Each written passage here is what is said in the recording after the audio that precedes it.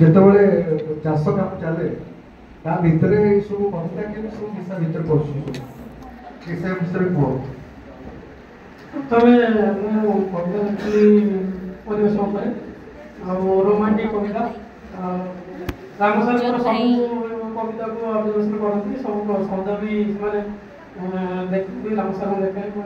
ଲେଖା ତାପରେ ପରେ ମାନେ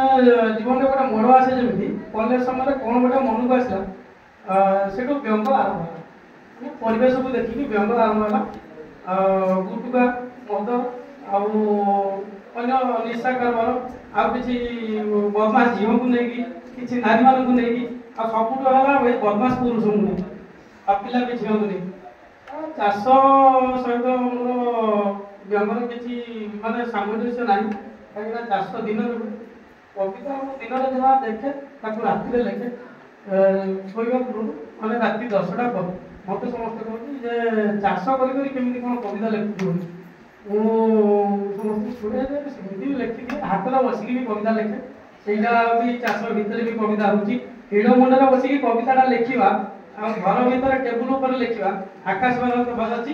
ସିଏ ହେଉଛି ନିରୋଳା ଇଏ ହେଉଛି ସେ ମଜା ଅଲଗା ଆଉ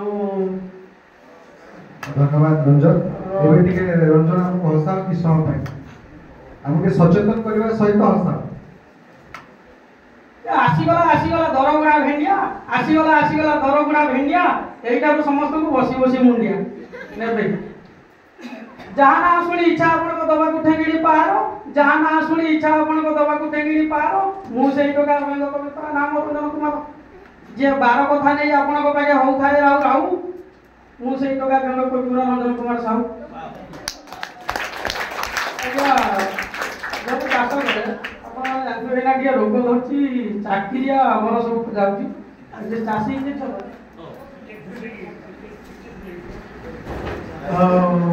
ଦୂରଦର୍ଶନରେ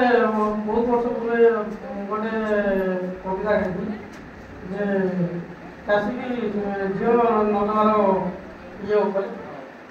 ଯେ ସେଥିରେ ହେଇଥିଲା କ'ଣ ସେ କବିତାଟା ଆଜିରେ ବି ଚାଲିଛି ସେ ପ୍ରୋଗ୍ରାମ ବି ସେଇ କବିତା ପାଇଁ ବି ଚାଲିଛି ଯେ ଆମର ଏଇନା ବିଧାନସଭାରୁ ପାର୍ଲାମେଣ୍ଟ ପର୍ଯ୍ୟନ୍ତ ଯାଇକି 33% ନାରୀ ସଂରକ୍ଷଣଟା ଚାଲିଛି ଯୋଉ ସେଇ ଉପରେ ଗୋଟେ କବିତା ସେଠି ହେଉଛି ନାରୀ ସଂରକ୍ଷଣ ଆମ ଘରେ କାହିଁକି ନ ହବ ତେଣୁ ସେଇ ଉପରେ ଗୋଟେ କବିତା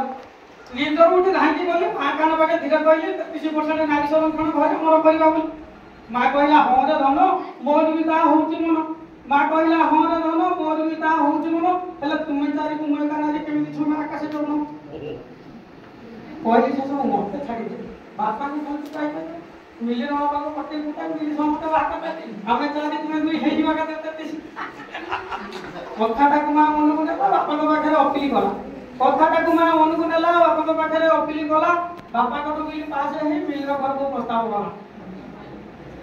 ନଡ଼ିଆ ତେଲ ଚୁଟି ପକେଇ ମୁଁ ଯାଇଥିଲି ଜିନ୍ସ ମାରି ଏଇଟା ଚୁଟି ନାହିଁ ସେତେବେଳେ ଟିକେ ହତିଆ ଥିଲା ନଡ଼ିଆ ତେଲ ଚୁଟି ପକେଇ ମୁଁ ଯାଇଥିଲି ଜିନ୍ସ ମାରି ମା ଯାଇଥିଲା ଶାଢ଼ୀ ପୂଜା ବାପା ଯାଇଥିଲା ଧୋତି ପଚାରିଲା ମିଲି କୋର୍ଟ ଅଫିସ ଛାତି ବୁଲେ ମୁଁ କହିଲି ଚାଷକୁ ଗରିବ ମୁଇଁ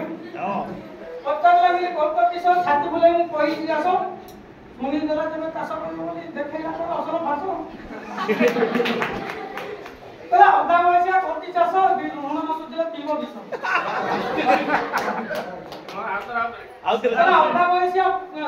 ଅଧା ବୟସିଆ କରୁଛି ଚାଷ ଋଣ ନ ସୁଝିଲେ ପିଇବ ବିଷ ୟାକୁ କି ଆମେ ବାହାରେ କୁହ ଦେଖିବାକୁ ମୋର ବିଧବା ବେଶ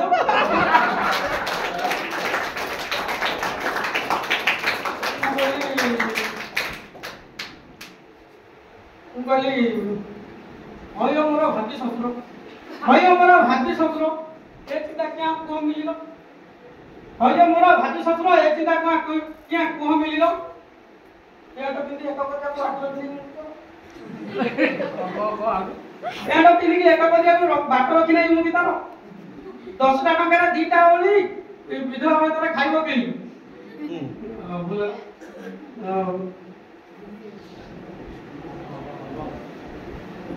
जाइफलर हलदी पानी पतला भात को खाइब छाणी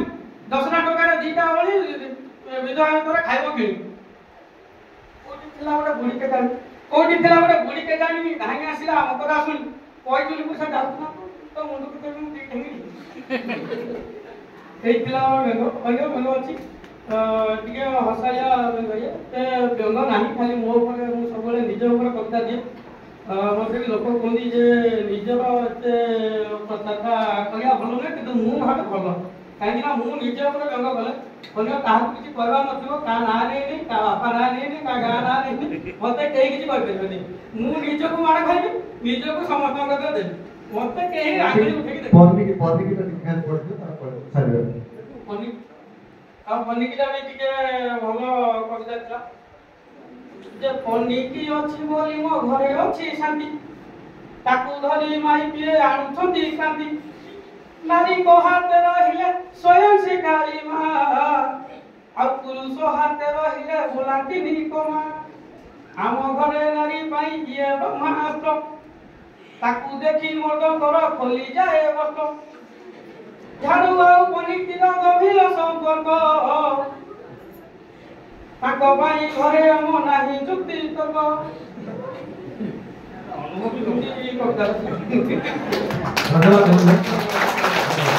ଧନ୍ୟବାଦ।